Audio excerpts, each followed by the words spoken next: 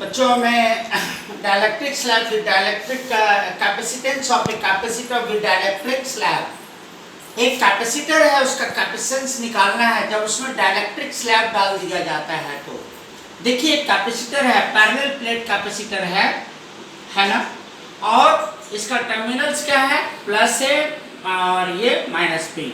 इसका plus terminal है, इसका माइनस टर्मिनल है। कैपेसिटर को दो टर्मिनल से जोड़ा जाता है, बैटरी के दो टर्मिनल से, पॉजिटिव एंड नेगेटिव। ये पैरेलल प्लेट कैपेसिटर है। दो कैपेसिटर के दो प्लेट के बीच का सेपरेशन कितना है, डी, ठीक है। और दो प्लेट के बीच, तो इस पे कितना चार्ज आ गया, प्लस क्यू, तो इस प्लेट पे कितना चार्ज आ जाएगा, माइनस क्यू, ठीक है। और जो यहाँ जब एयर है दो प्लेट के बीच में, तो इलेक्ट्रिक फील्ड कितना लिए है, ई नॉट। ये सब मैं पहले भी डिस्कस कर चुका हूँ। तो दो प्लेट के बीच जो इलेक्ट्रिक फील्ड है, E naught, when there is no dielectric slab, यानी वहाँ क्या है, एयर, तब इलेक्ट्रिक फील्ड ई नॉट है। और ई नॉट का वैल्यू क्या होता है, सिग्मा बाय एप्सिलॉन नॉट, आप सब जानते होंगे। और इसी के बीच में देखिए एक डाइलेक्ट्रिक स्लैब को डाल दिया गया है, ठीक है, जिसका थिकनेस कितना है, टी है। T is the thickness of the dielectric slab. तो डाइलेक्ट्रिक स्लैब क्या है, मैं बताया हूँ आपको। डाइलेक्ट्रिक स्लैब एक ऐसा स्लैब होता है, एक ऐसा मटेरियल होता है जहाँ कोई यदि इलेक्ट्रिक फील्ड नहीं है तो वो एक इंसुलेटर है। और जब डाइलेक्ट्रिक स्लैब उसको कहते हैं, डाइलेक्ट्रिक मटेरियल उसको कहते हैं, जैसे माइका, ग्लास, ये सब डाइलेक्ट्रिक स्लैब कहलाता है, डाइलेक्ट्रिक्स कहलाता है। जहाँ इलेक्ट्रिक फील्ड नहीं है तो ये इंसुलेटर है। लेकिन यदि इसको इलेक्ट्रिक फील्ड ई नॉट में देखिए रख दिया गया, दो प्लेट के बीच प्लस क्यू और माइनस क्यू चार्ज है, उसी के अंदर इलेक्ट्रिक फील्ड कितना है, ई नॉट है। उसी इलेक्ट्रिक फील्ड में जब एक डाइलेक्ट्रिक स्लैब को रखते हैं तो उसका मटेरियल क्या होता है, पोलराइज हो जाता है। क्यों, इसलिए कि डाइलेक्ट्रिक स्लैब में कोई फ्री इलेक्ट्रॉन्स नहीं होते हैं, तो उसका मॉलिक्यूल से पोलराइज हो जाता है। तब देखिए ये तो इसमें क्या होगा, इसके अंदर यहाँ क्या होगा, आपका फील्ड इधर है, तो इलेक्ट्रिक फील्ड ई नॉट इधर है। और आपको मैंने बताया था कि नेगेटिव जो मॉलिक्यूल्स होता है, जो पोलराइज हो जाता है, वो इलेक्ट्रिक फील्ड के अपोजिट साइड में मूव करने लगता है। तो इलेक्ट्रिक फील्ड इधर है, तो इसलिए नेगेटिव जो आयंस है, नेगेटिव मॉलिक्यूल्स है ना, जो मॉलिक्यूल पोलराइज हो रहा है, उसका नेगेटिव आयंस इधर आ गया और उसका पॉजिटिव आयंस इधर आ गया, ठीक है। क्योंकि मॉलिक्यूल्स पोलराइज हो जाएगा तो उसका नेगेटिव आयंस इधर होगा और पॉजिटिव आयंस इधर हो जाएगा। तो पोलराइजेशन के चलते, मैंने कहा था कि पोलराइजेशन के चलते इलेक्ट्रिक फील्ड का डायरेक्शन किधर से किधर होता है, प्लस से माइनस की तरफ। तो यानी ईपी हो गया इधर से इधर, and electric field due to polarisation, क्योंकि ये डाइलेक्ट्रिक स्लैब क्या हो गया, पोलराइज हो गया। Electric field due to polarisation plus से माइनस, और यहाँ कितना फील्ड है, ई नॉट। तो डाइलेक्ट्रिक स्लैब के अंदर नेट फील्ड कितना हो जाएगा, ई नॉट माइनस क्या, ईपी। ई नॉट इधर है, ईपी इधर है, तो नेट फील्ड डाइलेक्ट्रिक स्लैब के अंदर कितना हो जाएगा, E equal to E naught minus क्या, ईपी। देखिए मैं सारा चीज आपको समझा दिया। अब चलते हैं। तो suppose A dielectric slab of thickness T is introduced in between the plates of a capacitor. Capacitor के अंदर एक डाइलेक्ट्रिक स्लैब जिसका थिकनेस T है उसको डाल दिया गया है। The dielectric material becomes polarized in the electric field E naught. जब E naught इलेक्ट्रिक फील्ड में डाइलेक्ट्रिक स्लैब डाल देंगे तो वो पोलराइज्ड हो जाएगा। Such that negative and positive charges are, है ना, चार्ज नहीं होगा, such that negative and positive ions लिख सकते हैं, आयंस, है ना, are produced on the material में क्या होगा, negative and positive ions produce हो जाता है। क्यों, इलेक्ट्रिक फील्ड इधर है तो उस पे नेगेटिव आयंस इधर आ जाएगा, क्योंकि फोर्स बराबर क्या होता है, Q इंटू E। अब Q यदि नेगेटिव है तो फील्ड का अपोजिट फोर्स लगेगा, इसलिए नेगेटिव आयन इधर आ जाएगा, पॉजिटिव आयन इधर आ जाएगा।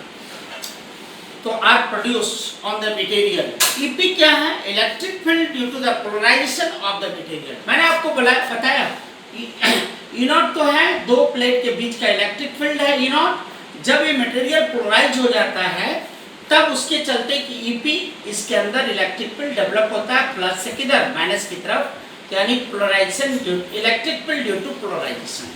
तब क्या आगे लिख रहे हैं देखिए, इन द डाइलेक्ट्रिक मटेरियल, तो इक्वल टू क्या हो जाएगा, वही मैंने लिखा।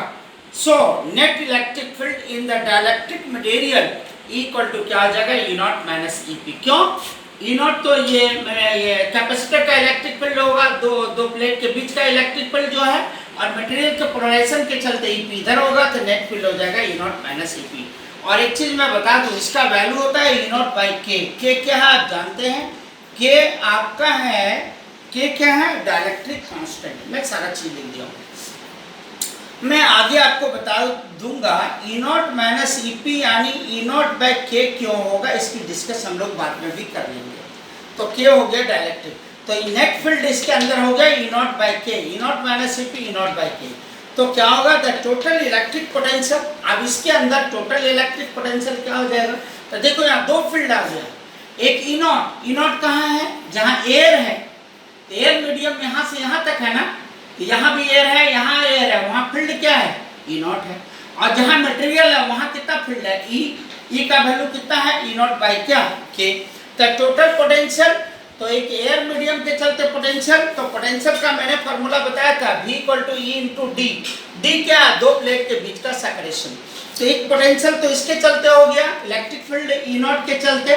क्यों, ई नॉट इंटू कितना एयर है, तो D minus T, T material of the thickness घटा दीजिए, तो उतना पोर्शन में क्या है, एयर है, तो वहां हो गया E naught into D minus T. आप समझ गए होंगे सर। एक पोटेंशियल तो एयर मीडियम के चलते होगा, दूसरा पोटेंशियल क्या होगा बताइए, फिर ई इंटू टी, तो ई इंटू टी होगा, ई के जगह क्या हो जाएगा, E naught by K into T, क्योंकि एक थिकनेस टी जिसका है उसका नेट इलेक्ट्रिक फील्ड ई है, और ई का वैल्यू कितना है, ई नॉट बाई के, तो वही हो जाएगा E naught by K into T, या ई इंटू टी बोल सकते हैं। तो उसी को मैंने लिखा है E naught by K into T, यानी नेट पोटेंशियल आपका इसके अंदर निकल गया। तो V equal to E naught क्या है, देखिए दोनों में क्या है, कॉमन है, कॉमन ले लो, तो हो जाएगा D minus T plus T by K. तो ई नॉट यहाँ कॉमन आ गया, अब ब्रैकेट दे दीजिए डी। अब फिर देखिए दोनों में से टी माइनस टी कॉमन ले लो, तो माइनस टी कॉमन ले लोगे तो यहाँ क्या बचेगा, वन, वन दे दिया। और यहाँ माइनस टी कॉमन ले लोगे तो यहाँ बचेगा माइनस वन बाई के।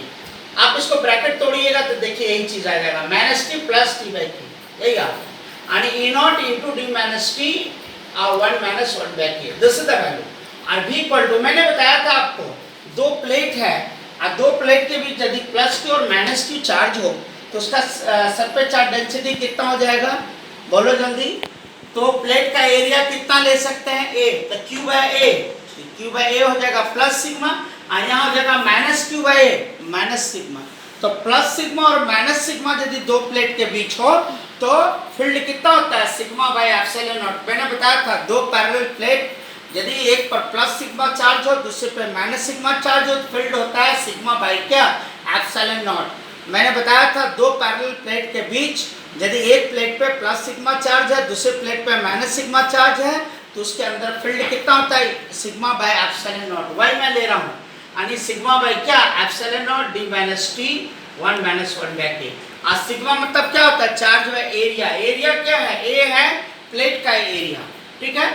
और Q बाय A, क्योंकि प्लेट पे कितना चार्ज लेता है, कैपेसिटर में प्लस Q चार्ज लेता है, कहीं माइनस Q मत लेना। तो Q बाय A वही हो गया सिग्मा बाय इतना A।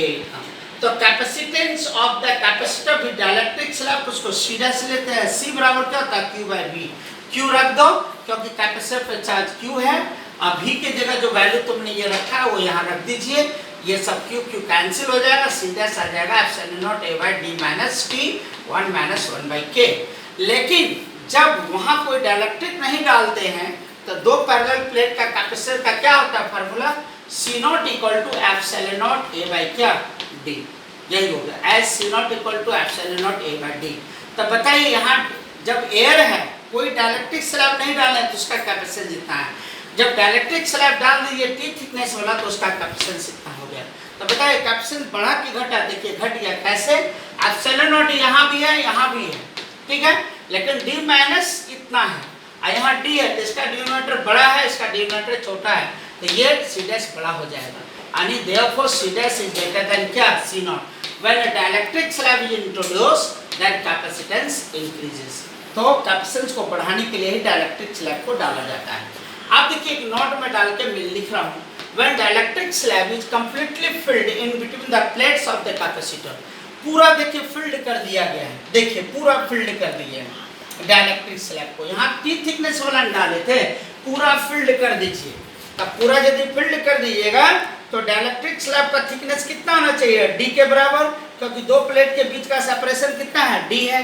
तो T बराबर कितना होना चाहिए, D, because dielectric slab is completely filled in between the plates of the capacitor, so T equal to D हो जाएगा। तो C डैश इक्वल टू क्या फॉर्मूला था, epsilon naught A by D, T minus 1 by K। तो epsilon naught A by D minus, और T के जगह क्या वैल्यू रखोगे, देखो D रखोगे तो D minus D 1 by K। आप देखिए माइनस D या माइनस D आप प्लस D बाय K, यानी एक कट उठ करके हो जाएगा C dash equal to K epsilon naught A by क्या D। यानी जब एयर मीडियम में था तो उसका capacitance epsilon naught A by D था। अब डाइलेक्ट्रिक स्लैब कंप्लीटली फिल्ड कर देंगे इसको, जिसका डाइलेक्ट्रिक कांस्टेंट K है, तो अब हो जाएगा C dash K epsilon naught A by D, यानी K टाइम्स इस केस में बढ़ जाएगा। समझ में आया? यानी इस केस में डाइलेक्ट्रिक कांस्टेंट K टाइम्स, मतलब डाइलेक्ट्रिक कांस्टेंट जो K है तो K टाइम्स कैपेसिटेंस बढ़ जाएगा जब ये कंप्लीटली फिल्ड है। तो इस केस में T बराबर क्या हो जाएगा, बोलो D। आपको शायद समझ में आ गया। तो T बराबर D रख दीजिएगा, इस फार्मूला में रख दिया। आप सॉल्व कीजिएगा T के जगह D, तो ये सॉल्व कीजिएगा तो ये रहेगा। In this case the capacitance increases by क्या, K times when it is completely field. और ये फार्मूला याद रखना, वेरी वेरी इंपॉर्टेंट फार्मूला है। बस